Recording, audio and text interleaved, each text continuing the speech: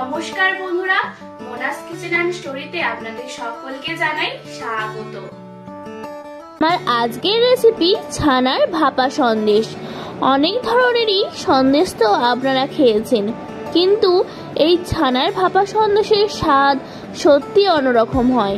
তাহলে চলুন আর দেরি না করে বানিয়ে নেওয়া যাক ঝটপট। সবার প্রথমে কড়াইতে দুধ গরম করে পরিমাণ মতো ভিনিগার দিয়ে ছানা বানিয়ে নিচ্ছি। তারপর ছানার জলটা ছেঁকে নিচ্ছি। তারপর ছানাটাকে একটি পাতলা কাপড়ের মধ্যে ভরে জল নিগড়ে রেখে দিচ্ছি প্রায় 1 ঘন্টা মতো। এইবার কলা পাতাগুলোকে আমি আগেই টুকরো টুকরো করে কেটে রেখেছিলাম।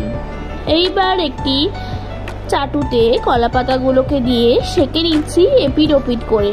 কলা পাতাগুলো সেঁকে নিলে পরে যখন পাতুরিগুলোকে মোড়া হবে তখন কলা পাতাগুলো ছিঁড়ে যাবে না। এইবার জল ছড়িয়ে রাখা ছানাটা ভালো করে মেখে তাতে পরিমাণ মতো চিনি গুঁড়ো, এলাচ গুঁড়ো, 1 সিপি মতো রোজ ওয়াটার দিয়ে খুব ভালো করে ছানাটাকে দোলে দোলে মসৃণ করে নিচ্ছি। এইবার ছানা থেকে একটু একটু করে নিয়ে হাত দিয়েই একটু চৌকো শেপ করে নিচ্ছি। তারপর কলা পাতায় ওই চৌকো শেপের ছানাটা দিয়ে তার ওপরে 1 টুকরো কাজু বাদাম আর ওপর থেকে একটু কেশর ছড়িয়ে দিচ্ছি। এরপর কলা পাতাকে খুব ভালো করে মুড়ে বেঁধে নিচ্ছি। এইভাবেই সব কলা পাতাগুলোকেই বেঁধে নিচ্ছি। এরপর একটি হাঁড়িতে হাফ পরিমাণ জল দিয়ে তাতে একটি ঝাঁঝরি বসিয়ে পাতুরিগুলো দিয়ে মিডিয়াম ফ্লেমে 10 মিনিট মতো ঢাকা দিয়ে ভাপিয়ে নিচ্ছি।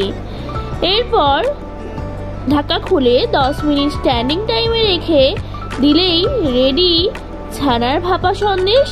রান্নাটা কেমন লাগলো জানাতে ভুলবেন না, আর ভালো লাগলে লাইক আর সাবস্ক্রাইব করে চ্যানেলটার পাশে থাকার জন্য অনুরোধ রইল। আর আপনাদের এই ছানার ভাপা সন্দেশ খেতে কেমন লাগে অবশ্যই কমেন্ট করে জানাবেন। কিন্তু এরকমই নিত্য নতুন রেসিপির আপডেট পেতে আপনারা চ্যানেলটা সাবস্ক্রাইব করে বেল আইকনটা প্রেস করে রাখবেন।